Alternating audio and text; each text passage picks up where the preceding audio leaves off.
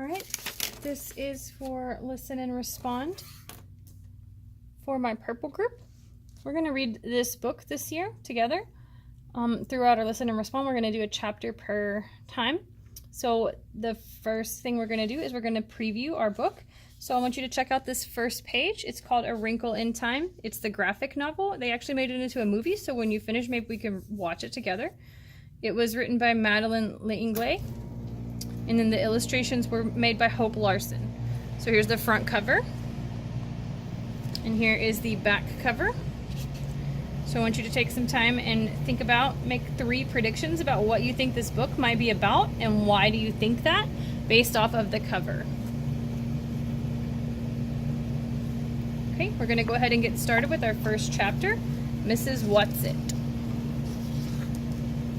It was a dark and stormy night. I'm not usually afraid of weather. It's the weather on top of everything else, on top of me, Meg Murray, doing everything wrong.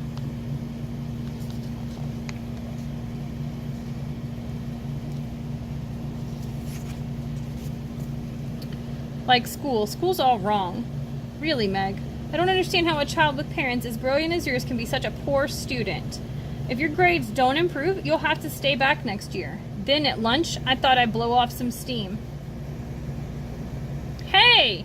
Oh, we aren't kids anymore, Meg. Why do you always act like such a baby? And then after school, her dumb baby brother. Snark. Just say that again. Oh, Meg. A delinquent, that's what I am. That's what they'll be saying next. Not Mother or Sandy or Denny's or Charles, but them, everybody else. I wish Father...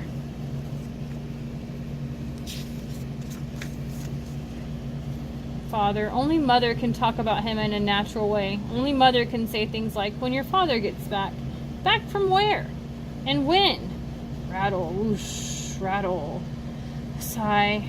Oh. Cat's sleeping. Everyone's asleep. Everyone but me. Even Charles Wallace, who can always tell when I thought you'd be awake. He's asleep too. Even though there were hurricane warnings all day on the radio, and at any moment...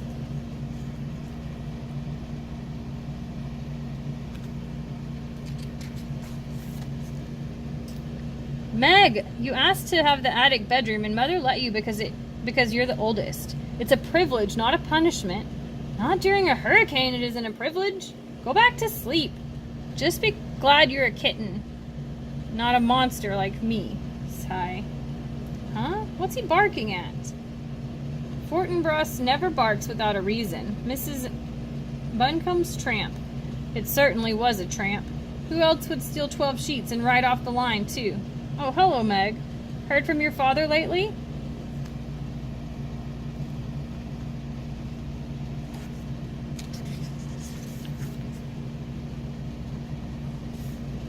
Ouch! Great.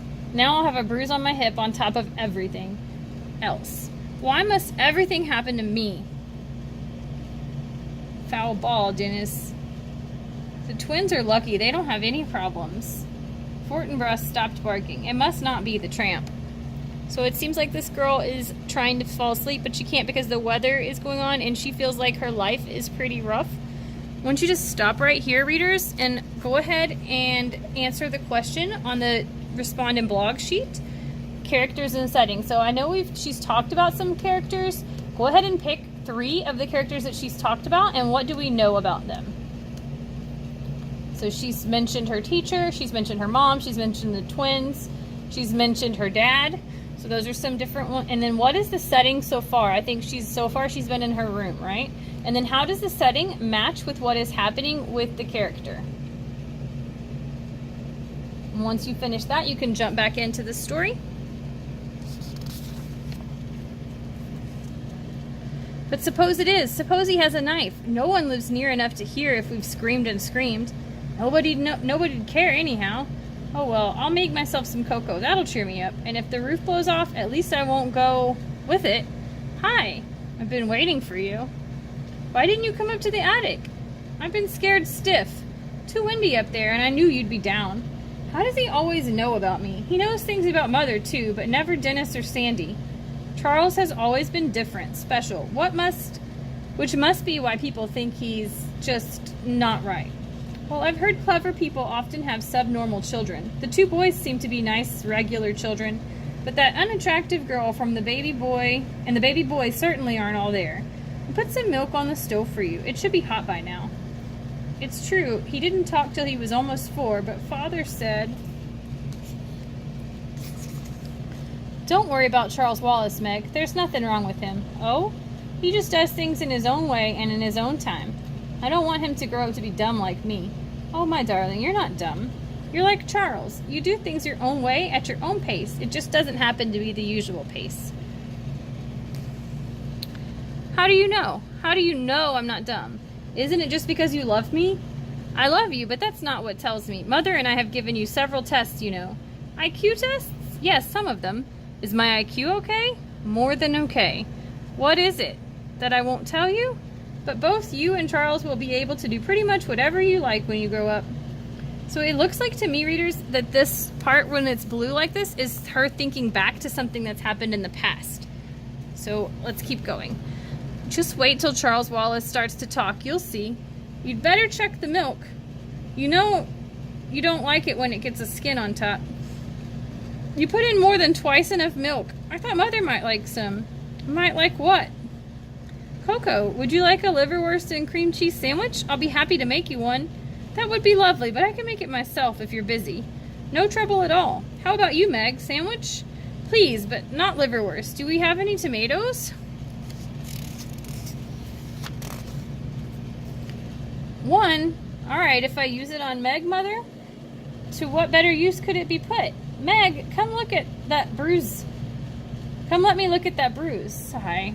You don't know the meaning of moderation, do you, darling? A happy medium is something I wonder if you'll ever learn. That's a nasty bruise the Henderson boy gave you. After you'd gone to bed, his mother called to complain about how badly you'd hurt him. I told her that since he's a year older and at least 25 pounds heavier than you, I was the one who ought to be complaining. But she seemed to think it was all your fault. No matter what happens, people think it's all my fault. I'm sorry, I tried to fight him. It's been an awful week. Do you know why? I hate being an oddball. It's hard, and on Sandy and Dennis too. I don't know if they're really like everybody else or if they're just able to pretend they are. I try to pretend, but I'm sorry, Meglet. Maybe if Father were here, he could help you. But I don't think I can do much till you've managed to plow through some more time. Then things will be easier for you.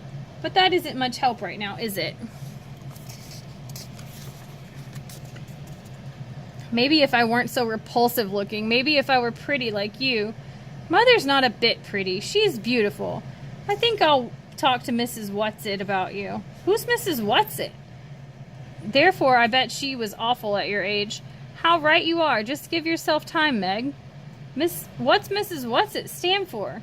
That's her name. You know, the old house back in the woods that the kids all say is haunted? That's where they live. They? Mrs. Whatsit and her 2 friends. We'll lose some shingles off the roof, that's certain, but this house has stood for almost 200 years, and I think it will last a little longer. I don't think I like this wind. But this is a hurricane, the radio kept saying. Do you think there's something in the lab? Did you leave any smelly chemicals cooking over a Bunsen burner, Mother? No, but I better go see what's upsetting Fort. All right, readers, I want you to stop here and jump back into your document. I want you to make a prediction. Readers, always guess what might happen next. What do you think might happen next, and why do you think this? I want you to come up with 3 things that could happen next, and then put why you think those 3 things might happen next.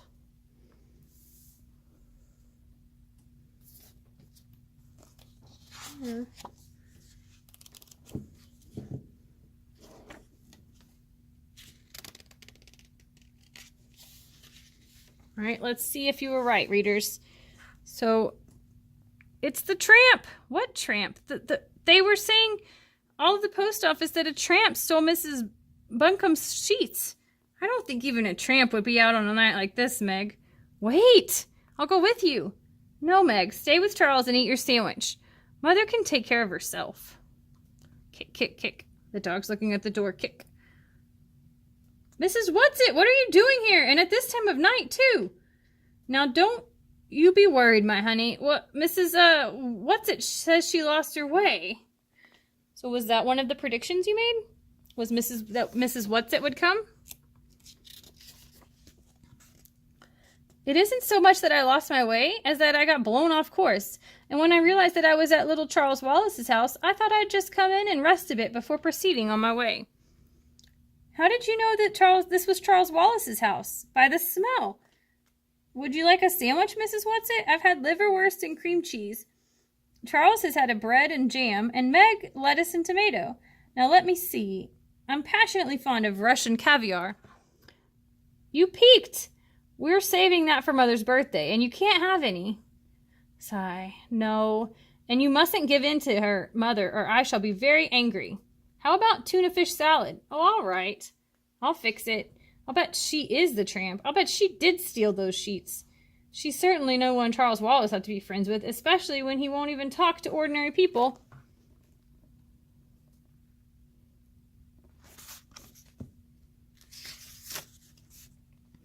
And I didn't think I was going to like the neighbors at all until dear little Charles came by with his dog. Mrs. Whatsit, why did you take Mrs. Buncombe's sheets? I needed them, Charles dear. You must return them at once. But Charles dear, I can't. I've used them. If you needed sheets that badly, you should have asked me. You can't spare any sheets. Mrs. Buncombe can. Tell your sister I'm all right, Charles. Tell her my intentions are good. Here's your sandwich. Do you mind if I take my boots off before I eat? Listen. My toes are ever so damp, and these boots are too tight for me, and I never can take them off by myself. I'll help you. Not you. You're not strong enough. I'll help. Urgh. Are you all right, Mrs. Whatsit? If you have some liniment, I'll put it on my dignity. I think it's sprained. Oh, dearie me. Chomp. Have you ever tried getting up with a sprained dignity? Do please get up. I don't like seeing you lying there that way. You're carrying things too far. So it looks like they helped her get her boots off and that she has hurt her foot somehow, and then they're asking for something to help her foot feel better. Now pull while I'm already down. Ah! Pop! That's ever so much better. My stomach is full and I'm warm inside and out, and it's time I went home. But it's much too wild a night to travel in. Wild nights are my glory. I just got caught in a downdraft and blown off course. Well, at least wait till your socks are dry. Don't worry about me, lamb. I'll just pop my boots on and then I'll be on my way. And speaking of ways, by the way, there is such a thing as a tesseract. So, readers, I think it's kind of weird that this lady just randomly stopped by in the middle of a hurricane, and she eats a sandwich, takes off her shoes, and then as soon as she gets her shoes off, she's trying to leave. That's very strange. Let's see what happens next. What did you say? I said that there is such a thing as a tesseract.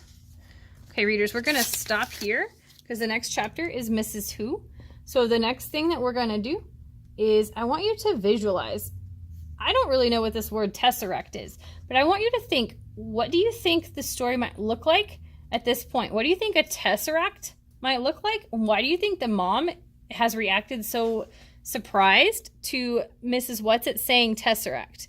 So I want you to take some time and fill in what you might think this would look like and why you think this.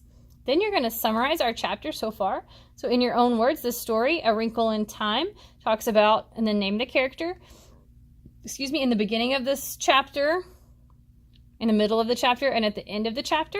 You can go ahead and replay this if you want, or you can look at your printout. I'm going to have printouts for you. And at the top, I want you to title a book, A Wrinkle in Time, Chapter 1. And then next time we do Listen and Respond, you'll have Chapter 2 to read, okay? So go ahead and finish that. And then I want you to either make a connection or continue the story. So if you're going to choose making a connection, you're going to go to Google Classroom for your color, and you're going to add a post.